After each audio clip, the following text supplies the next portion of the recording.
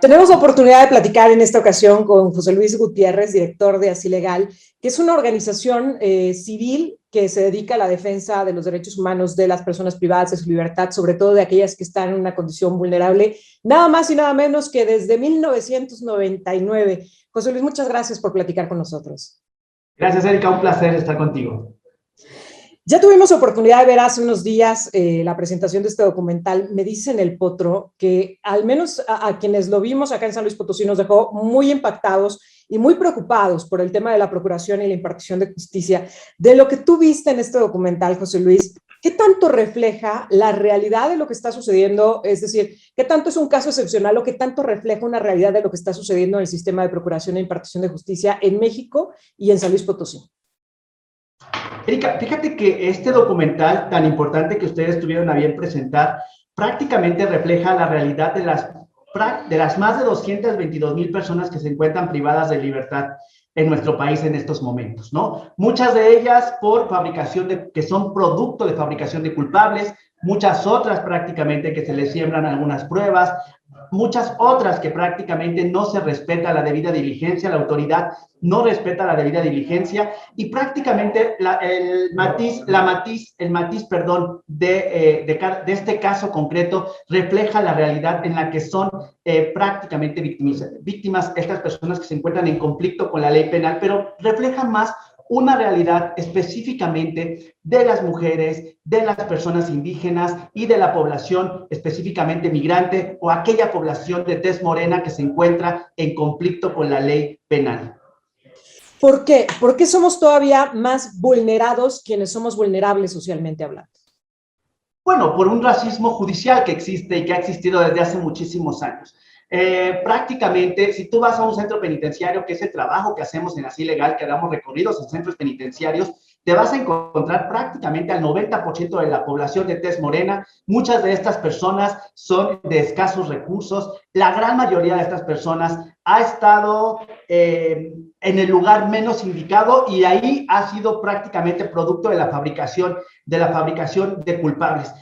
Hemos escuchado muchísimos casos, como el caso concreto del Potro, en donde muchas mujeres, por el simple hecho de ser la güera, ya prácticamente ella es la responsable de cometer una conducta delictiva, porque están buscando a la güera. ¿Cuántas güeras no hay en este país, no? ¿Cuántas mujeres no les dicen la güera, no? Entonces, esta realidad, pues, sí se ve mayormente en el contexto específico de grupos en situación de vulnerabilidad, como te lo decía, especialmente mujeres, personas indígenas, personas de la comunidad LGBTTI, migrantes y evidentemente, y quiero insistir en esto, personas de tez morena. Me parece que ese es un tema también fundamental del cual contribuye muchísimo para el contexto de la criminalización por este racismo judicial que te digo.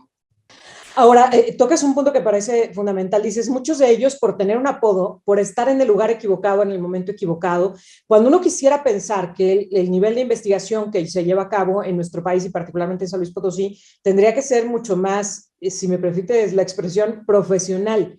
Pero, ¿de qué estamos hablando? Estas policías investigadoras que se supone que operan en nuestro país realmente investigan. Partamos de esa base. ¿Qué elementos se tiene al momento de juzgar a una persona? Bueno, no hay que olvidar que en México, y de acuerdo al índice que establece, bueno, a estos datos que establece el INEGI en su encuesta 2020, ha establecido claramente que hay un índice de impunidad del 93%. Solamente el 7% de los delitos son investigados y de esos solamente el 3% de ellos deparan en una consecuencia jurídica. Entonces, partiendo de ahí, prácticamente podemos decir que hay un contexto de impunidad bastante grave, pero esta impunidad tiene que ver por la falta de capacidad que tienen las policías de investigación para hacer investigaciones científicas. Eso no sucede en México, no se hacen investigaciones científicas. Se basan prácticamente en lo que la sociedad diga, ¿no? El hartazgo de la política criminal, si en ciertos lugares está viendo una serie o una ola de feminicidios, basta con que digan que ese es el feminicida y a ese le cargan todos los feminicidios sabidos y por haber en un contexto. Eso pasa con los robos, eso pasa con cualquier delito que hay en las entidades federativas en donde están hartos de que su política criminal no ha funcionado y que tienen que dar resultados, ¿no? Zonas industriales en donde ha habido muchos robos y donde prácticamente lo que necesitan es agarrar a alguien para decir que ese alguien era el causante de todo lo que estaba sucediendo en esa zona. Entonces, no se hacen investigaciones claras, científicas, en donde digas tú, hay un video claro, hay las huellas de esta persona, ¿no? La gran mayoría de las personas son sentenciadas por los dichos de alguien que dice que lo vio, pero que no necesariamente hay otro elemento científico, otra prueba, un video, algo más que pueda llevar a determinar que esa persona es verdaderamente culpable. Es decir, no se cumple con el objetivo por el cual está el sistema de justicia, y tiene que ver para contribuir al esclarecimiento de los hechos. Y esa es la parte fundamental que tienen que ayudar las policías de investigación, a esclarecer verdaderamente los hechos mediante pruebas científicas. Eso es la importancia de este proceso penal. Algo que me impactó mucho de este documental de Me dicen el Potro, tuve la oportunidad de platicar con el protagonista y yo le preguntaba, basado en lo que vi en la pantalla, si él pensaba que los policías ministeriales que lo detienen realmente creían que él era culpable, porque incluso él platica que en algún momento se detienen a comer. Y yo le decía, si realmente pensabas que eras parte de una banda muy peligrosa, pues no creo que los policías se hubieran detenido a compartir la mesa contigo y todavía ofrecerte lo que quisieras pedir. Yo le preguntaba si un poco no había pues como este conocimiento, incluso por parte de los policías que lo detienen, que si de pronto ellos no estaban conscientes de que estaban deteniendo a una persona inocente. Y él me decía que sí, que él estaba seguro que los policías sabían que él no era una persona peligrosa. Bajo este tenor, a mí me preocupa mucho esta parte, José Luis, el hecho de que los mismos elementos policíacos sepan que están cometiendo un error, pero aún así continúen con un poco cumplir la parte que a ellos les toca, entregar a una persona y que ya después el juzgador se haga bolas y resuelva ese conflicto. ¿Tienen los elementos policíacos realmente las herramientas para armar investigaciones serias? Es decir, ¿tiene que ver con una falta de responsabilidad o de profesionalismo personal de los elementos? ¿O es que no tienen la posibilidad de llevar a cabo investigaciones serias y entonces entregan como resultados pues lo que pueden y lo que tienen a la mano? Mira, creo que ahí aplican como dos elementos importantes. Uno de ellos es la falta de la debida diligencia, y entendamos la falta de la debida diligencia con la obligación que tiene cualquier servidor o servidora pública, funcionario público, de respetar, proteger y garantizar el tema de los derechos humanos. Ellos no entienden prácticamente esa obligación que tienen y que puede llevarlos hasta responsabilidad internacional, ¿no? Por otro lado, tienen también políticas criminales en las que los estados pugnan para justamente erradicar la violencia, el crimen que vive en su estado. Y esto conlleva a que en muchos casos, muchas corporaciones policíacas, muchas agencias del Ministerio Público, fiscalías, lo que hacen es que los incentivan para que puedan detener a los presuntos responsables, ¿no?, de cometer ciertos ilícitos, y ellos lo que hacen es agarro a cualquiera y allá que se determine la situación, ahí está quién lo va a hacer. Pero hay un grave problema. Resulta que ellos agarran a cualquiera, lo llevan, y el siguiente paso es que la autoridad a la que la pusieron, donde lo pusieron digamos, en resguardo, lo tenga que poner de inmediato ante la autoridad jurisdiccional. ¿Y qué implica esto? Ahora, con este sistema de justicia penal acusatorio adversarial, pues implica que se haga una audiencia de control de la detención. Muchas veces los agentes de la policía, muchas veces los fiscales no tienen el tiempo suficiente, porque tienen bastantes casos, entonces no tienen el tiempo suficiente para estar pensando si la detención fue legal o no, y entonces se van y dicen, ¿sabes qué? Este caso se nos va a ir, y capaz de que sí pueda ser la persona que cometió el delito. Lo que empiezan a hacer es empezar a fabricar culpables de delitos prácticamente de los que ameritan prisión preventiva oficiosa. ¿Para qué? Para ganarle tiempo al tiempo. Entonces, en vez de acusarlo de un robo simple, lo acuso de un robo con violencia. Con ese robo con violencia solicito una medida cautelar de prisión preventiva y solicito un plazo posterior para que pueda después investigar. A veces solicitan 2, 4, 6, 8 meses para que ellos sigan investigando, pero lo curioso es que siguen teniendo casos y casos y casos y nunca investigaron absolutamente nada. Y cuando se vence el plazo para que ellos tengan que ir a hacerle frente a esa audiencia para poder imputar, vincular a esta persona, pues no tienen los elementos, porque van con los mismos elementos con los que lo pusieron a disposición y no hicieron ninguna investigación extra. ¿Sí me explico? Esto nos ha demostrado evidentemente que no tienen la capacidad para hacer investigaciones científicas que puedan deparar en justamente identificar la verdadera responsabilidad de esta persona. Permíteme que te detenga en esta parte, porque justo lo que prometía este sistema, este nuevo sistema penal acusatorio, es uno, que se iban a quitar la saturación de las investigaciones, de las averiguaciones previas, porque iba a ser mucho más ágil, y dos, que se iba a generar un proceso de investigación mucho más arduo y mucho más sólido, más científico, digamos. ¿No se están cumpliendo estas condiciones entonces? ¿Y qué haría falta para que realmente se pudieran cumplir? No se están cumpliendo y creo que hace falta realmente la capacitación a estos operadores de justicia. También hace falta, evidentemente, que las instituciones de procuración y administración de justicia tengan los recursos suficientes, que seguramente los tuvieron, pero que los utilizan para otras cuestiones y no para fortalecer sus procesos de investigación. En el contexto de la capacitación, no hay que olvidar que cuando inició este sistema en 2008, prácticamente se mandaban a todos los operadores y operadoras de justicia a capacitar, en teoría, porque se mandaban a capacitar a todos los altos funcionarios que querían aprovechar este esquema, digamos, de capacitación, ¿no? Que querían aprovechar muchos de ellos la posibilidad de viajar a otros países para poder ser capacitados e implementar este sistema, pero realmente los operadores de casa, de campo que están en las agencias del Ministerio Público, no era a los que les bajaban las investigaciones. O bien, si los mandaban a capacitar, pues tenían que correr a su trabajo y después ir en las horas de la noche a las capacitaciones que les ofrecía la institución. Este sistema de justicia penal acusatoria adversarial sí requiere efectivamente de abogados, abogadas que tengan la gran capacidad para hacerle frente a ese sistema, porque ahora tú sabes que en teoría es un sistema más transparente, en donde prácticamente todas las actuaciones se tienen que hacer grabadas en público, ¿no?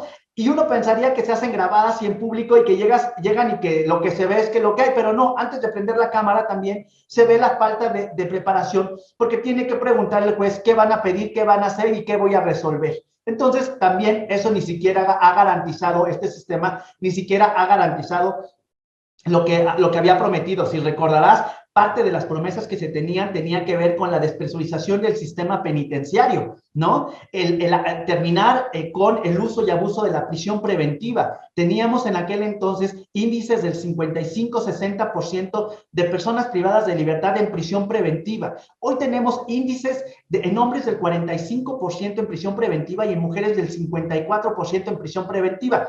Y con esto podríamos decir, ahí bajó, ¿por qué te quejas? Ahí ya bajó, pero esa no es la realidad. La realidad es que ahora lo que hacen un abuso de algo que le llaman juicio abreviado, en donde convencen o presionan a la persona para que acepte los hechos y una penalidad diferente. Entonces, muchas de las personas que hoy por hoy están ya en los números de sentenciados y que entonces ya no las contamos porque hoy estamos muy preocupadas por contabilizar la prisión preventiva. Estas personas que ya están sentenciadas, no sabemos, pero muchas de ellas se fueron por un juicio abreviado. ¿Y qué implica esto? Pues que hayan aceptado su probable responsabilidad. Y un ejemplo concreto, en Baja California, por ejemplo, en un estudio que hicimos en Así Legal en 2018, nos percatamos que el 98% de los juicios que se habían tenido para aquel entonces, desde que inició el sistema de justicia penal acusatoria adversarial, hablábamos de 8,500 juicios, 8,002 juicios habían sido juicios abreviados y solo 48 habían sido por juicios orales, es decir, esos juicios en donde me demuestras lo que tú quieras, pero en juicio.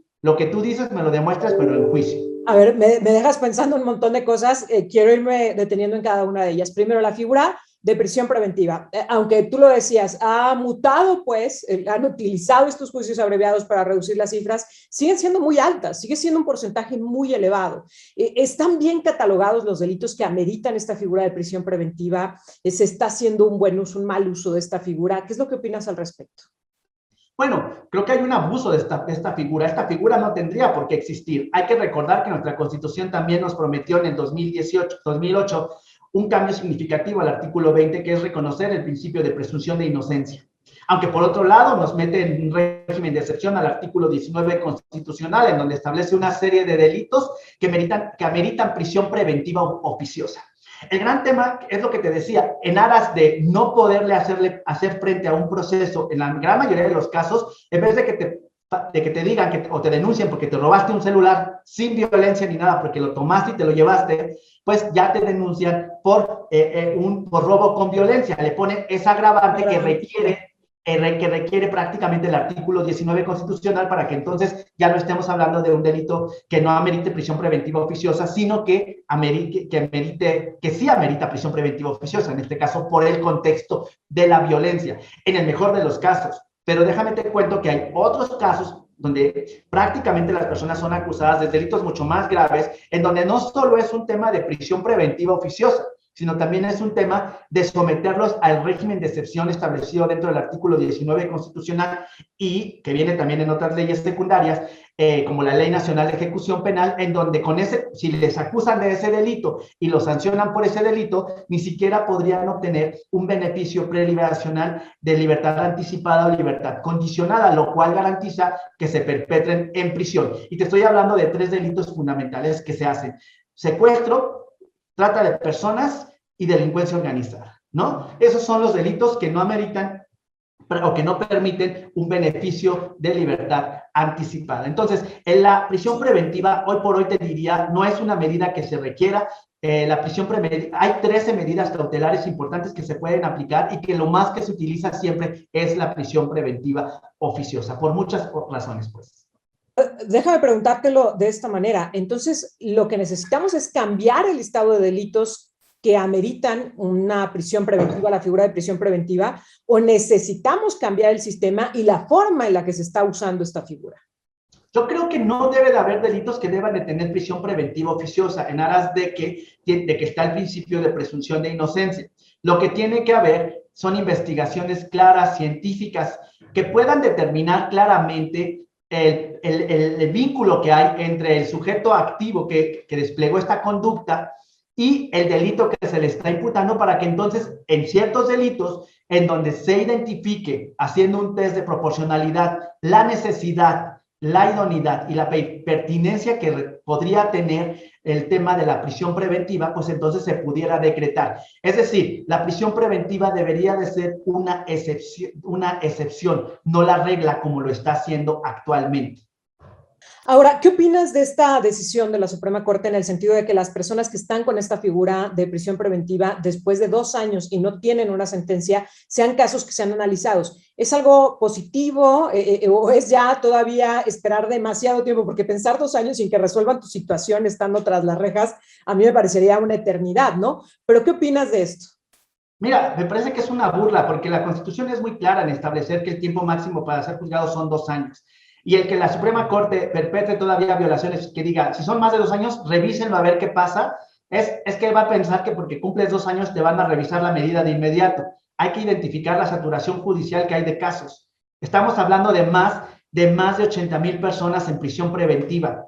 Y estamos hablando de que un gran número de esas personas en prisión preventiva, un gran número, están arriba de 5 o 10 años en prisión preventiva. Por no decirte 15 hasta 20 años hemos documentado y acompañado casos en prisión preventiva de hasta 20 años. Entonces, esa es la lógica. Entonces, que la Suprema Corte te diga, si cumplen 2 años, vamos a darle la pauta para que sí se pueda revisar. Me parece una burla. Me parece que hay muchos elementos que la Suprema Corte, con estas jurisprudencias que va centrando la Suprema Corte, que va perpetrando violaciones también a derechos humanos, y que son elementos que se aplican justamente para negar derechos, como en este contexto especial de que a los 2 años se te revise. Pues si no te han identificado absolutamente nada o no hay elementos para poderte imputar o vincular, pues tendrías que obtener tu libertad. Y curiosamente, uno de los elementos por los que muchas veces dicen que tiene que ver el que la prisión preventiva tarde más de 2 años, culpan a la propia persona porque se está defendiendo. Muchas personas fueron torturadas y eso tiene que ser un proceso aparte.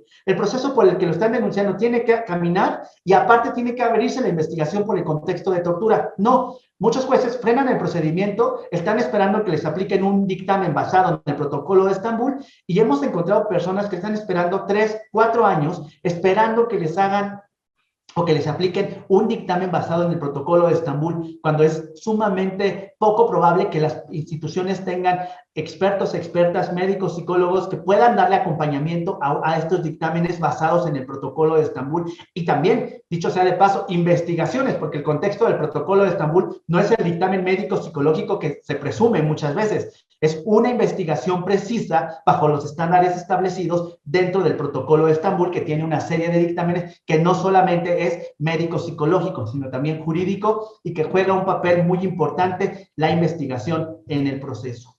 Ahora, me quiero detener algo que mencionaste porque me ha llamado mucho la atención. A ver, hablabas de los juicios abreviados, que se supone que tendrían que ser un beneficio para las personas detenidas, pero me decías que al contrario, se está convirtiendo, digamos, si me permites la expresión, en una manita de puerco, ¿no? De no puedes defenderte, no vas a tener posibilidad de salir, pues ya mejor admite una responsabilidad. ¿Cómo es que una figura como esta se ha pervertido tanto, José Luis? Mira, yo creo que se ha pervertido tanto porque lo que te decía, la falta de capacidad de los operadores y operadoras de justicia, hacerle frente a todo lo que conlleva no irte a juicio. Es decir, es muy fácil para un defensor cuando que pueda decir, ¿sabes qué? Vamos a un abreviado, que pueda convencer a la fiscalía para que le dé un abreviado y que el defensor pueda convencer a la persona, mira, más vale, tengo un caso también concreto y perdón que te lo ilustre, pero también tiene que ver. Una mujer que está privada de libertad por homicidio en razón de parentesco cuando lo que tuvo fue una emergencia obstétrica.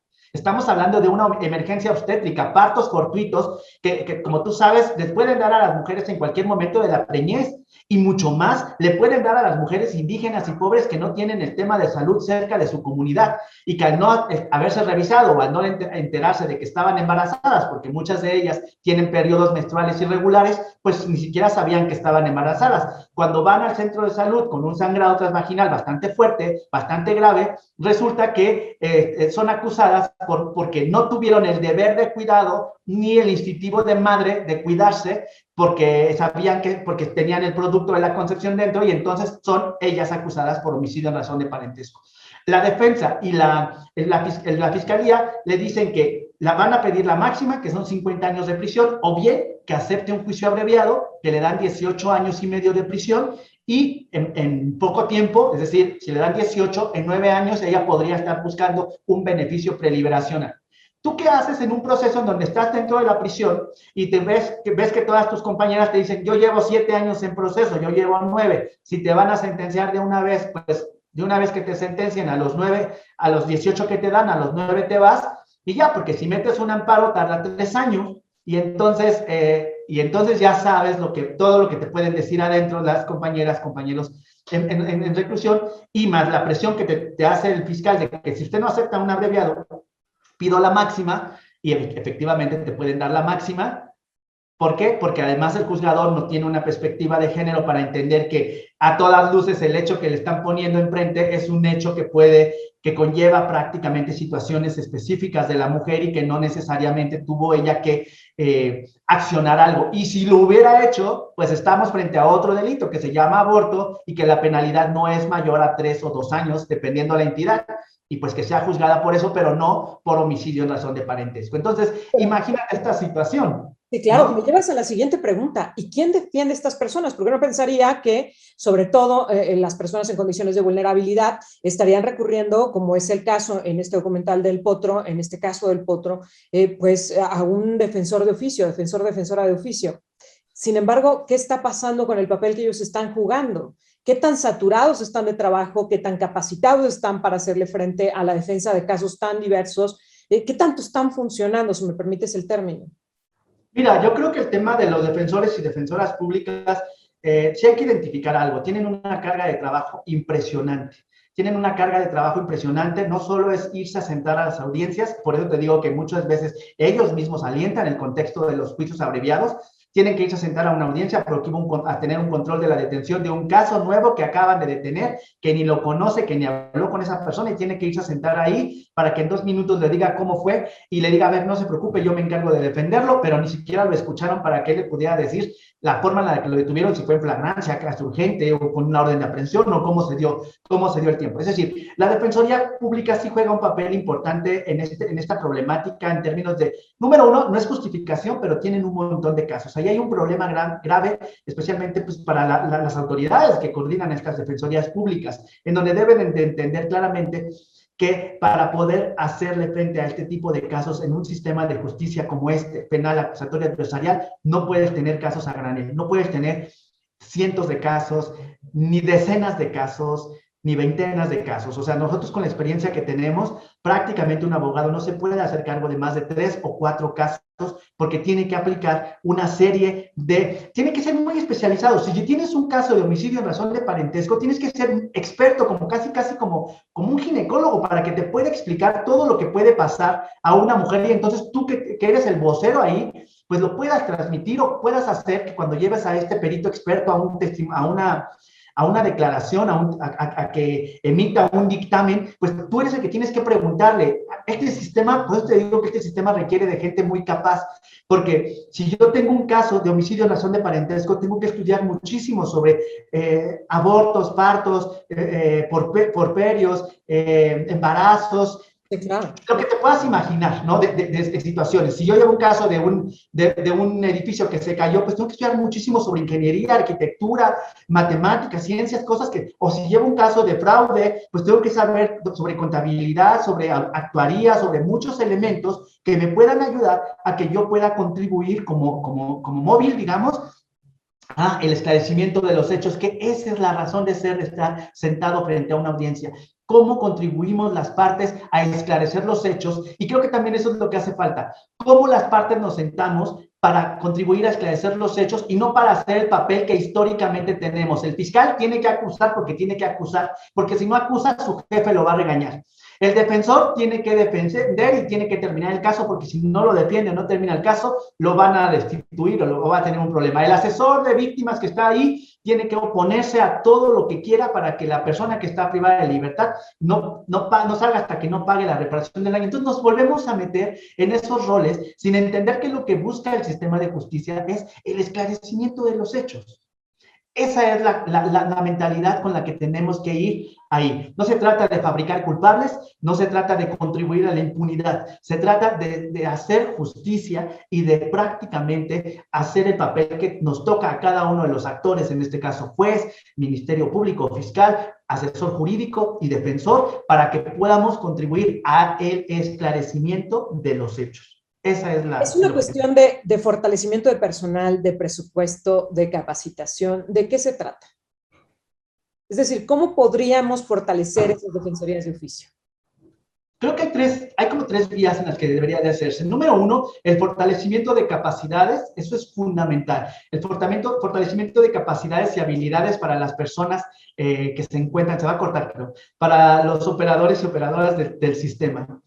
También creo que el tema del presupuesto también es otro tema fundamental que se requiere, y también las problemáticas estructurales que hay, que tienen que ver con la poca cantidad de defensoras y defensores que hay adscritos a estas instituciones, ¿no?, públicas, en donde la gran mayoría de las personas que están en conflicto con la ley las requiere, y que, dicho sea de paso, las defensorías públicas, si bien es cierto, vemos que hay 200 o 300 defensores, hay que recordar que no solo defienden contextos penales, también civiles, laborales, mercantiles, agrarios, todas las materias. Así es que el área penal seguramente tendrá adscrito 20, 40 defensores, mientras que el área familiar 20, y así. No todos, no porque veamos una institución con 100 defensores, todos van a estar trabajando específicamente para el contexto penal. Finalmente, y antes de que otra cosa suceda, te tengo que preguntar algo que me preocupaba mucho de este documental del Potro, es que al momento de pasar estos 2 años, que se logra demostrar que no hay ningún elemento para condenarlo, para demostrar su culpabilidad, lo pone en libertad en un estado en donde él no vivía, es decir, él era de Guanajuato, lo sueltan en San Luis Potosí, y a Dios que le vaya bien. No hay un proceso de reparación del daño, ni siquiera lo regresan a su estado natal, donde él habitaba. ¿Qué pasa con esta parte de la reparación del daño por parte de las autoridades? Hay algunas iniciativas que lo han planteado, incluso aquí en San Luis Potosí, desde la sociedad civil Renace presentó una iniciativa al respecto y no fue acompañada por los diputados locales. ¿Tendría que ser un tema toral? Claro, o sea, yo creo que identificando este contexto del Potro prácticamente nos da la pauta para identificar que hay acciones que se pueden emprender justamente para la restitución de sus derechos. Difícilmente, por supuesto, se va a resarcir el daño que se generó, ¿no?, el destierro que tuvo de su comunidad, de su lugar de origen, pero creo que es importante empujar algunas acciones como que tengan que ver con empujar acciones de errores judiciales que se dieron, también identificar si puede constituirse un tema de reparación del daño por responsabilidad patrimonial del Estado. O sea, hay muchas vías en donde podría, digamos, tiene que analizarse el caso concreto y puntual, ¿no? Cómo es que sale absuelto, bajo qué lógica, y bajo todo eso podría él buscar su calidad de víctima y con eso, pues prácticamente estar buscando también un contexto de reparación del daño. Pero ahí te hablaría de bote pronto, en realidad, nosotros como abogados no podemos opinar así de cualquier caso, necesitamos tener una claridad y un análisis profundo del expediente para saber cuáles son las vías que tenemos que agotar para cada caso concreto. Déjame sumarte una más, lo que tiene que ver con la reincorporación y la famosa reinserción social. Tú que trabajas con las personas que son vulneradas de esta manera, ¿a qué se enfrentan cuando tratan, incluso después de haberse demostrado su inocencia, de incorporarse a la vida productiva después de 1 año, 2 años de haber estado injustamente tras las rejas? ¿A qué se enfrentan cuando tienen que explicar por qué 1 año o 2 años no estuvieron trabajando y tienen que decir que porque estuvieron en prisión? Mira, yo creo que las personas que salen de prisión se enfrentan prácticamente a estigmas y estereotipos que la sociedad tiene frente a las personas que están en conflicto con la ley penal. Y yo creo que aquí lo que tendría que suceder es que en vez de juzgar y criticar a las personas que estuvieron en conflicto con la ley penal, conozcamos nuestro sistema de justicia, identifiquemos que tenemos sistemas de justicia en donde se puede fabricar culpables. Hoy le tocó a este señor, hoy le tocó al otro día le puede tocar a otra persona. Entonces creo que esa es la parte en la que tendríamos que estar identificando. Y también yo creo que hay algo interesante. La sociedad también piensa en estos estereotipos y prejuicios hacia las personas privadas de libertad, pero es también porque los sistemas penitenciarios han demostrado no ser entes que puedan contribuir realmente a la reinserción social de las personas privadas de libertad. No hay programas estatales para la reinserción social. Cambiamos un modelo en 2008, dejamos atrás el modelo de la readaptación social para entrar al modelo de la reinserción social. Antes veíamos a las personas como enfermas que delinquían y que lo único que podíamos aplicar era un tratamiento técnico progresivo. Hoy las vemos como sujetas de derechos y por eso el centro penitenciario está obligado a tenerle salud, educación, trabajo, capacitación y deporte. ¿Qué es lo que hay dentro? Nada. Muchas de las ocasiones no hay absolutamente nada de estos servicios, o si los hay, son de manera esporádica, por lo tanto no devienen de un programa estatal que esté probado científicamente, que esté probado que si cumples ese programa puede contribuir a que puedas estar en sociedad y que puedas salir para continuar con tu vida cotidiana, con lo que aprendiste esos 2 años al interior del centro penitenciario. Ahí aprendiste un oficio y sales con ese oficio para capacitar a alguien afuera, para trabajar en un espacio de gobierno o para que la empresa que te capacitó dentro te contrate ahora que saliste. Pero eso no sucede, no hay vínculos así. El tema del pospenitenciarismo en México es completamente asistencialista. Sales, te dan una cobija, te dan a veces para tu pasaje, si bien te va, en este caso ni siquiera eso, seguramente. Pero hay aquí, por ejemplo, en la Ciudad de México, un instituto para la reinserción social que tiene muchos programas así, asistencialistas, ¿no? Que no son malos, pero no es la solución, no es lo que se está No buscando. garantizan una continuidad, no una reincorporación real. José Luis, pues ha sido todo un gusto poder platicar contigo y hablar de esto que conoces tan bien y que has podido explicarnos de la mejor manera. Y lo que me parece más valioso es que voces como la tuya nos ayudan precisamente a poner el énfasis en qué es lo que se tiene que cambiar para hacer las cosas mejor, para dejar de hacer lo mismo y construir una mejor realidad en el sistema penitenciario, en el sistema de procuración e impartición de justicia, y que podamos tener garantías de que realmente pues esté funcionando, ¿no? Que es lo que desearíamos. Yo te agradezco mucho que nos permitas platicar contigo. Gracias, Erika. Te mando un fuerte abrazo. Muchas gracias.